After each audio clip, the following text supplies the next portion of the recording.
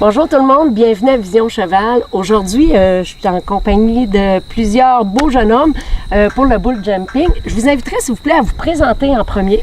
Commencer avec Manu. Moi je m'appelle Manu Lataste, mon vrai prénom c'est Emmanuel mais on me connaît sous le nom de Manu et je suis le bull jumper de la team Bull Jumping Pro. Parfait, merci. Et moi je me présente, Loïc de Cesse, je suis français et je suis venu aider Manu à placer le taureau donc, pour qu'il fasse son show et voilà. Donc toi, ton rôle, c'est vraiment à travers avec Manu pour aider à placer le taureau et tout ça pour qu'il puisse bien performer dans sa performance. Merci. Moi, oui, bonjour, Jean-François Degris. Donc moi pareil, je viens de France. Je suis un ami à Manu et on vient l'aider à performer, on va dire, dans cette discipline. Voilà. Donc vous avez le même rôle tous les deux un petit peu. OK. Oui. Parfait. Cédric Fleury. Je suis parti dans les Landes faire du bull jumping, mais là-bas ça s'appelle la course landaise.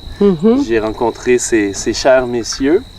Et j'ai créé par la suite le projet Bull Jumping Pro avec Manu, donc il y a de cela 5 ans. Et voilà, donc maintenant, je suis un peu plus à la gestion du projet et Manu est plus sur le terrain avec les taureaux. Pour la présentation du spectacle, ainsi de suite, c'est plus toi qui gères tout ça aussi. Oui, ça va plus loin que ça aussi. Il y a les visas de travail, etc. etc. Donc. Bien, justement, on va en parler. C'est ce qu'on veut savoir dans nos capsules de Vision Cheval. On veut savoir l'envers du décor un petit peu.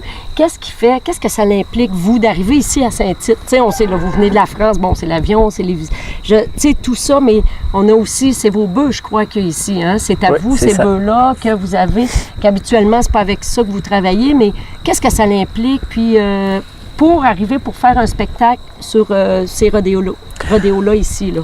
Donc ça implique dans un premier temps, je crois, énormément d'énergie, de l'énergie physique, de l'énergie nerveuse. C'est un projet qu'on a monté tous les deux depuis 5 ans, je reprends les paroles de Cédric. Donc moi, le premier voyage depuis la France, je l'ai fait il y a déjà 5 ou 6 ans, mais pour construire un spectacle de bull jumping dans des arènes comme celle du Festival Western de Saint-Tite, ça implique évidemment un réseau humain. À la base, on est 2, un manager, un bull jumper, mais il y a aussi les hommes de l'ombre qu'on va appeler nos seconds ou nos entraîneurs, les entraîneurs des bêtes. Et évidemment, 2 éléments majeurs, c'est l'arène, dont la texture et la dimension varient d'une arène, d'une ville à une autre. Et ici, on est sur une texture très souple, très humide, dans un environnement qui peut être frais et humide. Mais c'est variable aussi. On est chanceux, il fait beau. Il fait beau. Des fois qu'il pleut beaucoup. Et le dernier élément, la plus grande variable, il est juste derrière nous. C'est ce qui vaut de l'or comme ne rien valoir du tout, finalement. Mais ce sont nos taureaux. Et c'est une grande année pour nous, puisque Cédric et moi, cette année, nous avons investi. Ce sont nos propres bêtes. Et nous espérons qu'elles ne nous décevront pas. Nous avons déjà démarré le rodéo. On aurait pensé que les bêtes nous donneraient plus, mais on les comprend parce qu'on est allé les chercher en Ontario. Elles ont été déracinées de chez elles, de chez eux. Donc, ils ont un peu accusé le coup. Et puis là, pour la suite du rodéo, on a mis le maximum dans les soins qu'on leur a apportés pour qu'ils nous donnent tout ce qu'ils ont. J'ai une question par rapport à ces taureaux-là. Oui. Vous dites que vous êtes allé les chercher en Ontario, mais vous pratiquez, vous? Est-ce que vous pratiquez les animaux, les taureaux, puis vous aussi, avant le spectacle? Pas du tout? Non, comment vous faites? Absolument pas.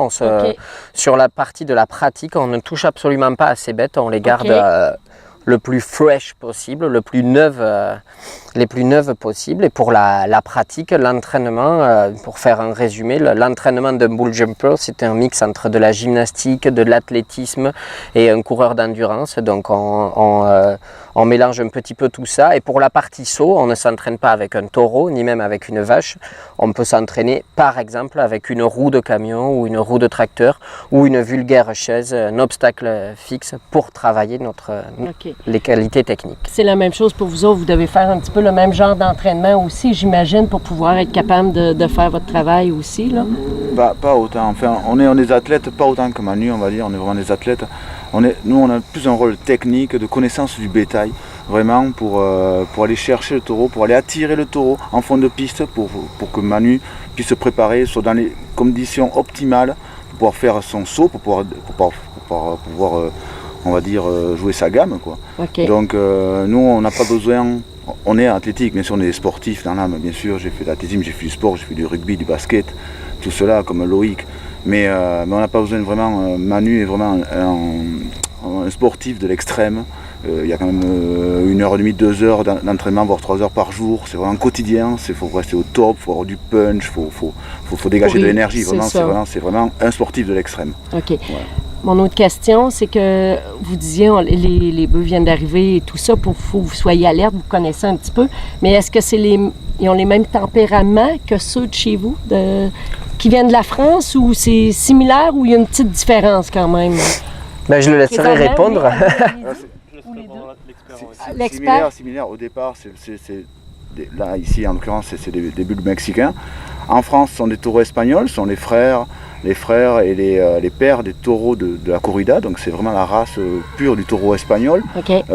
Cette race a été amenée au départ par Christophe Colomb, donc c'est vraiment la race espagnole, et ils ont exactement la même agressivité, ils ont exactement le même tempérament, la même morphologie, et voilà, donc bon, après il y a peut-être une autre culture de l'élevage, de la sélection, voilà, du rigoureux en Espagne, parce qu'on est vraiment dans la performance, dans la compétition. Il y a plus d'histoire. Il y a plus d'histoire, il y a plus de compétition, justement, il y a plus d'événements comparativement à nous ici, que c'est juste quand vous arrivez, vous, là. Ça a été un de nos plus gros défis, justement, parce que là-bas, en France, tout est là pour, justement, la tradition. Donc, ils ont les arènes adéquates, forcément, ils ont le sol adéquat, ils ont une équipe, parce que Manu, quand il se retrouve dans l'arène, des fois, tout seul, au fond de la Californie, à expliquer à quelqu'un comment le show doit se dérouler, les gars, ils n'ont pas forcément l'habitude et le réflexe. Parce qu'un réflexe, ça se développe, ça se travaille. Donc, il y a tout ce défi-là. Les taureaux, donc de ramener tous ces points-là pour réussir un spectacle, ça a pris 5 ans. Puis là, 5 ans plus tard, on commence à avoir nos taureaux. On a des Français qui arrivent de France pour venir nous aider. Quoique sur place, il y a quand même des gens avec beaucoup de cœur et qui nous aident. Je pense à Dominique Roy, David Ladouceur. C'est des gars qui le font avec passion et bien, mais pas autant que quelqu'un qui a grandi là-dedans. C'est ça. C'est pas inné non plus, puis ils connaissent pas nécessairement tous les petits secrets, toutes les petites techniques. Ils manipulent beaucoup ces animaux, c'est pour ça qu'on doit rester vigilant, mais ils manipulent beaucoup ces animaux à la cowboy, et un peu selon leur culture de manipulation pour les bucking bulls, alors que ces animaux-là, il faut les garder le plus sauvages possible. Okay. Plus ils sont manipulés, plus ils sont tarabustés, comme on dit en gascon, ça c'est un mot de chez nous. Okay. Plus ils sont tarabustés et plus ils vont perdre de la violence, ils vont se soumettre parce qu'ils vont se dire je suis dans un environnement où je ne peux pas me battre, je suis dans un environnement où on me domine, des gros tubes, des grosses défenses, et à un moment donné il va arrêter de se battre. Et nous ce qu'on veut c'est les garder sauvages. C'est arriver à recréer ici en Amérique du Nord les conditions que les taureaux de combat ont en Espagne, et ont aussi en France qui a copié sur l'Espagne. OK, excellent. Et on a eu cette chance que quand on est arrivé et on a commencé, qu'il y avait quand même quelque chose qui nous a permis de débuter. Il y avait des taureaux mexicains, mais qui étaient tenus plus par la communauté portugaise. Donc, parce que sinon, amener nos propres taureaux d'Espagne, ça aurait été impossible. Il y avait des bullfighters qui avaient l'habitude un petit peu de travailler quand même parce qu'eux font du bullfighting, comme on a vu hier au rodéo. Donc, on avait quand même ces outils-là pour travailler. C'était pas les outils, les meilleurs outils. Vous n'étiez pas parti complètement à zéro. Exactement. Il y avait déjà une petite base de quelque chose. Donc, ça nous a permis d'être là aujourd'hui, justement, pour présenter du bull jumping à Saint-Tite. Vraiment intéressant. Sérieusement, les gars, puis je trouve ça le fun parce que vous apportez une vision différente du travail qu'on peut faire avec ces animaux-là, puis toujours dans le respect de l'animal, mais toujours à quelque part, vous faites comme... C'est un travail ensemble quand même avec l'animal. Indéniablement. Et tout dans le respect de l'animal. Moi, je considère que ce n'est pas un affront, c'est pas un face-à-face. Même si le taureau me fonce dessus pour me casser en deux, ou leur fonce dessus pour les rattraper. Ça a l'air d'un jeu. Mais moi, pour moi, c'est pas un face-à-face. C'est en ça que je me détache peut-être maintenant dans ma façon de penser des autres formes de tauromachie. Moi, j'affronte pas le taureau. Il n'y a aucun taureau qui a souhaité ma mort.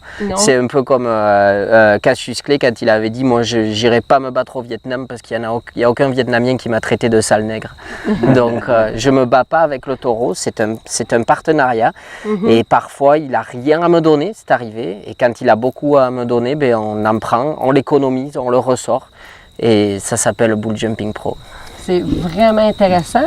En passant, dernier mot pour le mot de la fin, qu'est-ce que je peux vous souhaiter pour la fin du festival? Bonne chance. Bonne chance. Est-ce que vous avez bonne chance? Suerte en espagnol. Vas-y, il y a une part de chance aussi. Ben, hey, merci, vraiment intéressant. Merci à toi. Beaucoup. Merci beaucoup. On se revoit pour une autre capsule.